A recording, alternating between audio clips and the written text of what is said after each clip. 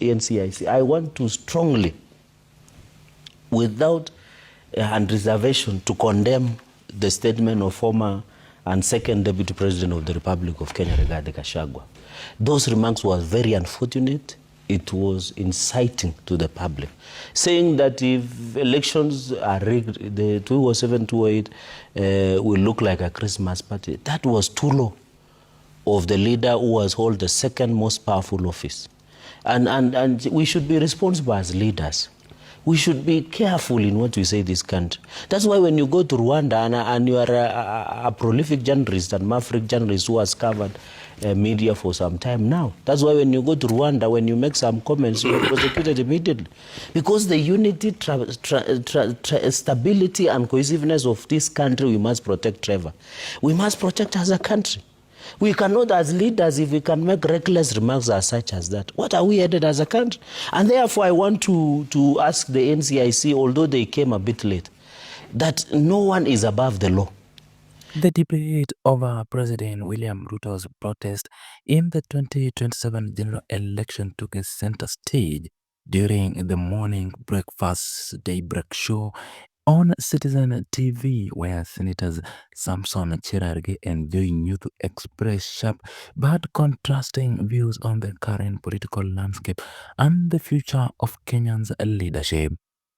Senator Samson Cherargei defended President Ruto's right to seek re-election, citing historical precedents as a strong basis.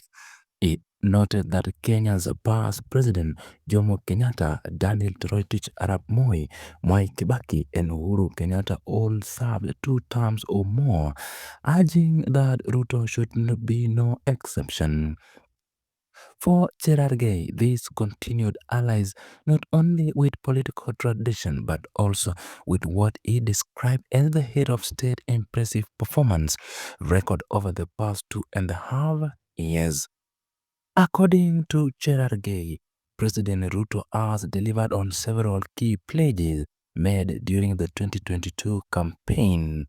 These include launching of the affordable housing project like the recent one in Mukuru, Njinga. He added that this achievement offers solid justification for another 5 years in office, suggesting that Ruto's re-election will not just be paid but practically guaranteed. The senator dismissed criticism from Deputy President Rigathi Gachagua's ally, claiming that their recent remarks were motivated by fear of looming political defeat. Cherargei also touched on religion diplomacy, calling on Tanzania President Samia Suluhu to maintain a firm stand against foreign activists whom he accused of engaging in disputive behavior while in Tanzania. His comment hinted at the growing concern among Kenyan leaders about external interference in East African politics and activism that could impact national cohesion. NCIC, I want to strongly, without and reservation, to condemn the statement of former and second Deputy President of the Republic of Kenya, Rigathi Gachagua. Those remarks were very unfortunate. It was inciting to the public, saying that if elections are rigged, the 207-208 will look like a Christmas party. That was too low of the leader who has held the second most powerful office. And we should be responsible as leaders. We should be careful in what we say this country. That's why when you go to Rwanda and you are a prolific journalist and maverick journalist who has covered media for some time now, that's why when you go to Rwanda, when you make some comments, you are prosecuted immediately. Because the unity, stability and cohesiveness of this country, we must protect, Trevor. We must protect as a country. We cannot, as leaders, if we can make reckless remarks as such as that, what are we headed as a country? And therefore, I want to ask the NCIC, although they came a bit late, that no one is above the law. The former Deputy President must and should appear before NCIC to tell the country what he meant. Personally, before I have appeared before NCIC, We must submit ourselves to institutions that we created under Constitution 2010. And I hope people like Maanzo and you two should not politicize this issue, because he made it on one of the shows of some of the online media platform. And he made it with, in fact, he didn't mistake it. He made it rooting, knowing the fragility of the peace across the country. But I want to tell the country and to tell former Deputy President Rigathi Gachagua that if in as much this thirst and anger for power should not drive us to bring wage among Kenyans.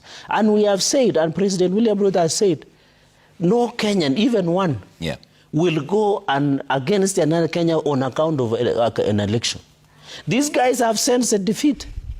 That 2027, the re-election of President William Ruto is a sure bet. And that is why a sure bet as a cocksure. Because they have realized that is why they are making inflammatory remarks. By who? You said it's a sure bet. Who is a sure bet? No, they have panicked. That is why you see Rigathi Gachagua making a lot of noise. The election of the president is a sure bet. How? Yeah, it is a sure bet, because that is panic. You know, we are politicians. How do you know this? We have known, of course. You have seen the performance of the president. The other day he was launching 1,100 housing units here, Mukuri housing. Which one? Even in my own. Can I have my chance so that they can you provide pen and paper to Maanzo so that he can write it? In fact, I'm giving you more time because you're alone. Yes. The issue here is that one of the statements that the former deputy president made. Yes. Is it insensitive or insightful? Because this chest thumping that you have is where the concerns come in. In fact, some of the people from your side have already said that this is a sure shot. 2027 means you're going to... Whether we like it or not. Yes. No. Some of your allies have even said that is for tutajaza. This is where the problem is. And can't you see that? Trevor, as the planners of this morning show, plus your directors, in future provide pen and paper, so that your panelists can take down, so that when I'll come back, so that I don't need to be echoed or derail my thoughts. What I'm saying, the reason we are not just stamping, what we are saying is, look at the track record of the president so far, 2.5 years down the line.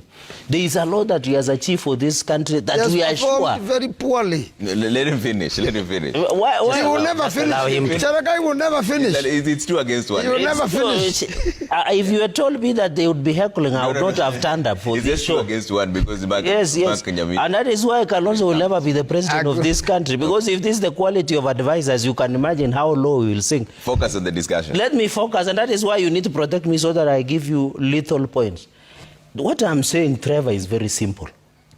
The track record of the president is very clear. And that is why I'm condemning the statements by the former deputy president. That is insightful against Kenyans. And even people like Senator Newt, who was his close ally, should have been the one to advise him against making reckless statements. You can imagine Kenyans, over 1,000 Kenyans we lost in 2007, 2008.